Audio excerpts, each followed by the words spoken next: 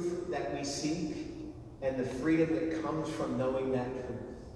We understand that your word is alive and that it guides us. It challenges us. It encourages us. So we thank you for that in advance as we come to this text. Amen.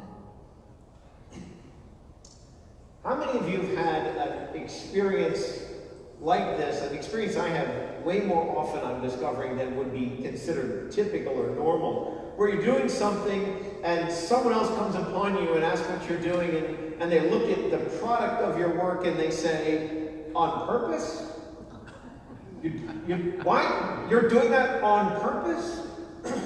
I was in the parking lot of Home Depot and I was driving that old Dodge truck of mine and saw this woman coming out of Home Depot, and she had a cart. And she looked about the size of my mother, which was about 105 pounds. And she looked about the age of my mother, which at the time was 84. And I didn't see anybody else, and I thought, oh my, somebody should help her get that into the car. And so I was slowing down, I was paying attention to her, and then she picked up the first bag, and it must have been like cellulose insulation or something, because there was no weight to it at all. So she picked up the first bag, and I thought, well, she's fine. I turned to the left, and my truck went right into one of those giant blue concrete and steel things that are there so you don't knock a light pole down.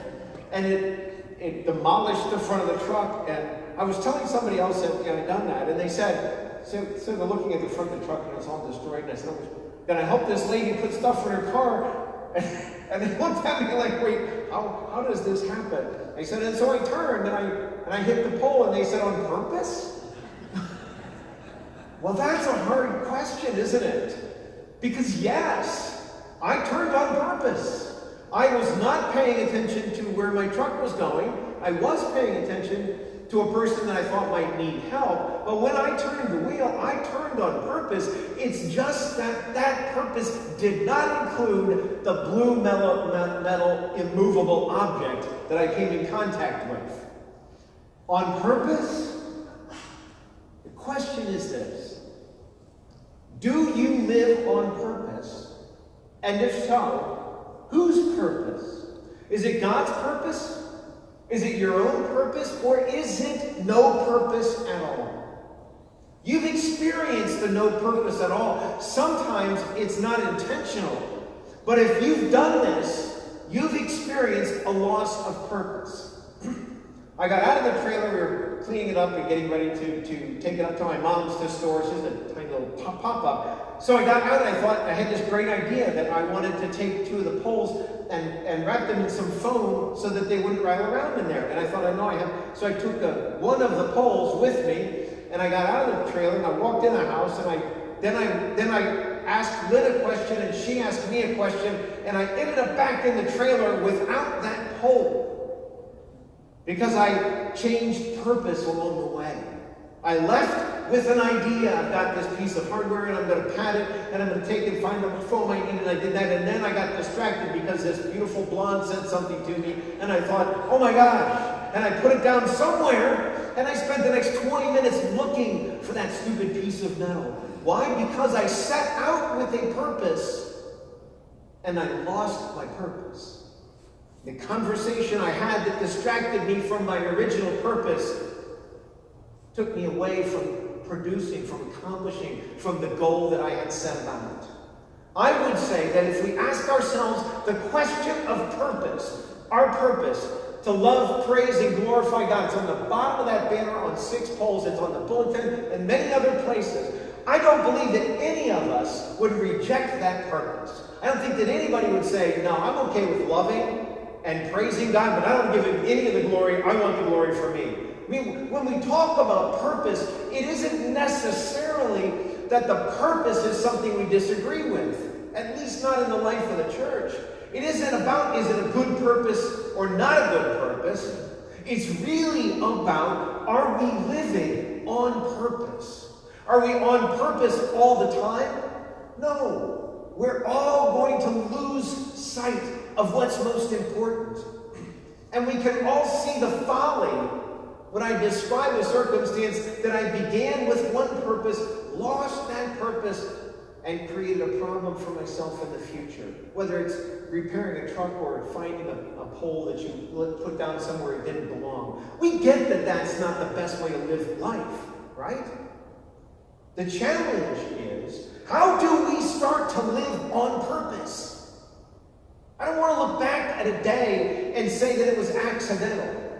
There are days that are unplanned, and that's one of the reasons that Lynn and I like to travel by car. We drive as long as we can. If we see something interesting, then we'll stop and explore it. Now, one time that meant that in the Yukon Territory, we drove into Whitehorse, which is a provincial capital, and discovered that on that day when we were looking for a hotel because we didn't have a reservation, that the provincial governor was in town, and there was not a room, so we slept in the Honda Civic. It's not a camper, just so you know. Not a good place to sleep, especially not in the lane of the midnight sun where it never gets dark.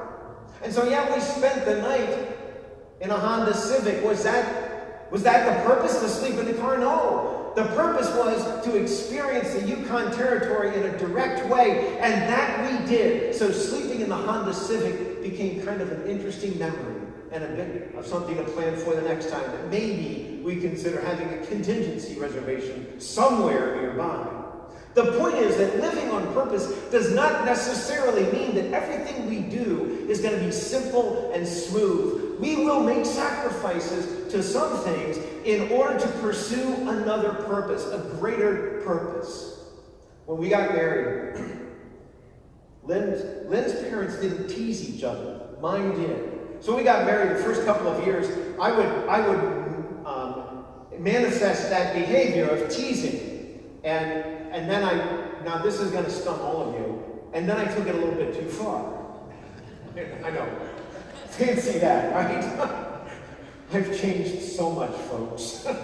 I took it a little bit too far, and it made her uncomfortable, and she looked at me and she said, people who love each other don't do that. Now, my purpose was to be in love with Lynn and make her feel the truth of my feelings. I wanted a connection. And so in my mind, that activity was in fact an outcome of my love for her. But on her end of it, it didn't feel that way. And she had the right to say to me, people who love each other don't behave like that. And for that reason, I changed the way I did it. Now today, it looks completely different. But I needed to hear Lynn say, when you do that, it doesn't feel like love to me. On the outside of what we're doing, the result of our energy and our effort, it matters. It matters if the people and the places that we're trying to influence experience the influence that we're looking to give.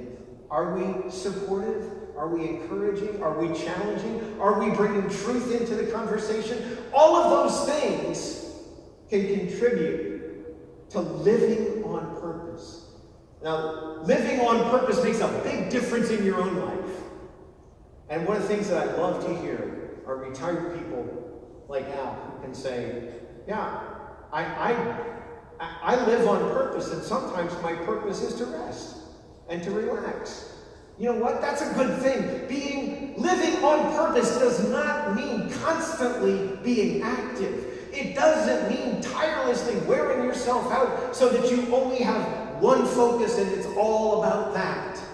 I know a lot of ways to mess up life on purpose. We all do. Because we think we're starting with life on purpose, and then life gets in the way, and life stumbles over life. And we discover that our purpose becomes getting to the end of the day. Right? You ever had a day like that? Everybody here, put your hand up now. Because it's the truth of all of us. We have those days that the purpose starts out as one thing and it ends up being, you know what? I just want to be breathing when I lay my head on a pillow, and I'd like it to be my own pillow. I'd like to just get through the day. You have days like that. That doesn't mean that you're not capable of living on purpose.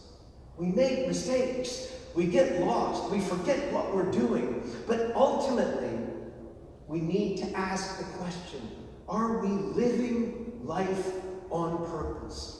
And in the life of a church, if it can be a challenge for an individual, imagine the challenge it can be for a church, for a collective group of people. If we don't live according to a purpose, if we don't identify what the target of our interest and our energy and our investment of time and talent and treasures, if we don't have a purpose, we are simply going to try to survive. Survival is not the purpose of any church. Keeping the lights on and the building going is not the purpose. That is not why Jesus died. Jesus didn't die for us to build buildings or to pay bills. Jesus died so that we would understand fundamentally the depth of God's love. Psalm 33 gets it started. We're going to be with this for the rest of the month, so you can relax and pay attention to it a little bit this week, and then we'll get 2 more weeks in.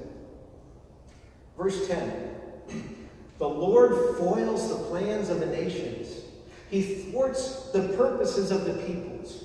But the plans of the Lord stand firm forever, the purposes of his heart through all generations. Through all generations. We are not Johnny-come-lately to this religious life. We know this fundamentally.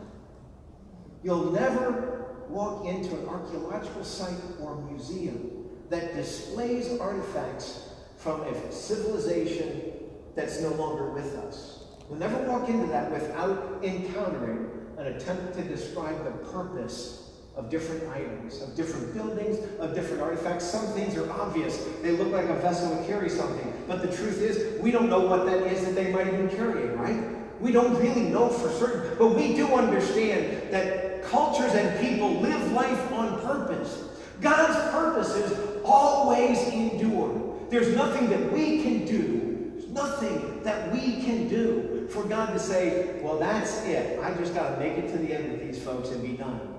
See, God started out that way. Gave us a list of things to do, a list of ways we could act to please him, and we as his people continue to come up with what we thought was a better way, a different plan, or we would tweak it a little bit. And the place that we do it still today is around that concept of Sabbath. We believe, just like the Pharisees believed, that we could tweak the idea of Sabbath to meet our own agenda. And when we ignore the idea of Sabbath, a day set apart for the Lord in which we rest and let go of our work, the work that we do the other 6 days, we lose track of that, then we need to hear what Jesus says. Sabbath is made for men and women. It's not that we are made for the Sabbath. Living in God's kingdom is not just going through motions. God wants us to be blessed. Which brings us to the purpose of this meal. I believe if you and I were around at the time that Jesus was teaching and preaching and healing and then going into the upper room with his disciples, I believe that if we were standing outside the door and we say, gosh, we just saw this guy, Jesus of Nazareth, and 8 or 10 of his friends go up into that room. What's going on? What are they doing? I don't know. They're having dinner. Was that what this is about? Was that Passover meal? Was that a dinner? Or somebody else might have said, what are they doing? I don't know. They're celebrating Passover, but they think they're better than the rest of us because they won't celebrate Passover in a Jewish home, which is where you're supposed to do it. They found a rented room. They got a concert hall, a banquet center to hold their Passover in. We might have suspected that if we'd seen them going up. And then Jesus says, go and make the place ready for us. So there's one guy running in town and he says, hey, guess what? I'm going to borrow this donkey for a bit, and it's because the master says I need it. And the guy says, okay, take it. And they see a guy walking with a donkey through the streets of Jerusalem saying, what's he got that donkey for? Whose is that donkey? Why is he taking a donkey outside of Jerusalem? There's a lot that Jesus did that can get lost if we don't understand his purpose.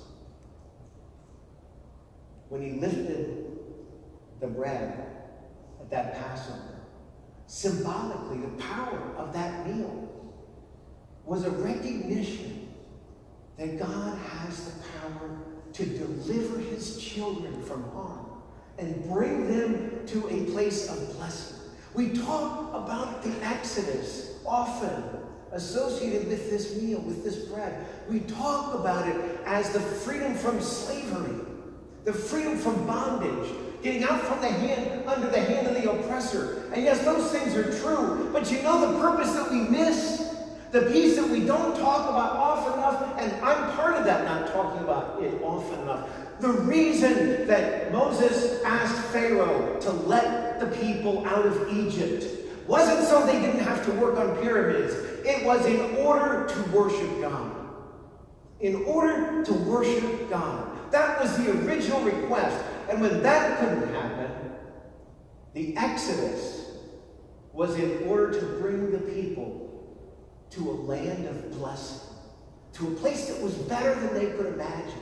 And along the way, the people got lost, they forgot the purpose, and when Moses was up getting the narration of the Ten Commandments and the rest of the law, the people said, "Why are we here? Let's go back to Egypt. At least we had meals and places to bury the dead back there." And they lost their sense of purpose, folks. This happens to us consistently, generation after generation. So when Jesus lifted the bread of Passover, and he gave thanks to God for that bread, and he broke it, offered it to his disciples, and said, "Take this bread and eat it. This is my body which is broken for you." He began to change the purpose of that experience. And likewise, at the end of the meal, he took the cup, and he gave thanks to God. And he said, this cup is my blood of the new covenant poured out for you and for many for the forgiveness of sins. Do this as often as you drink it, remembering me. And so it is in these God's mighty acts in Jesus Christ that we are reminded that God's purpose for us is not simple obedience to his will. It is the privilege of living in freedom and abundant blessing wherever that happens. The purpose of this meal, the purpose of this celebration is to remind us that when Jesus died on the cross, it was not because of the laws of the land, and it wasn't because of the rebellion of a religious group, and it wasn't because of the fear of the population, and it wasn't because it was God's time for him. Jesus died on the cross to purchase the freedom in which I now live. Jesus died on the cross to open the door to spiritual blessing that I could have never imagined without the forgiveness that he offers to me. The purpose of this meal is to let us live in grace. Will you pray with me? Heavenly Father, pour your Spirit out on us as we have gathered in this place. According to your purpose, pour your Spirit on these gifts of bread and juice, that they may be for us the body and the blood of Christ, a body sacrificed for the purpose of our redemption, blood shed for the purpose of covering our sin. Not only ours, Father, but we rejoice that this covers the sins of all the world. And so we stand in the great mystery of this faith, that Christ has died, that Christ has risen, and that Christ will come again. Pour your Spirit on this experience as we share these, that we might be more fully committed to your purpose in our lives. Until that time, until the return of Jesus Christ, all honor and glory, power, majesty, and might are yours and yours alone, now and forever. Amen.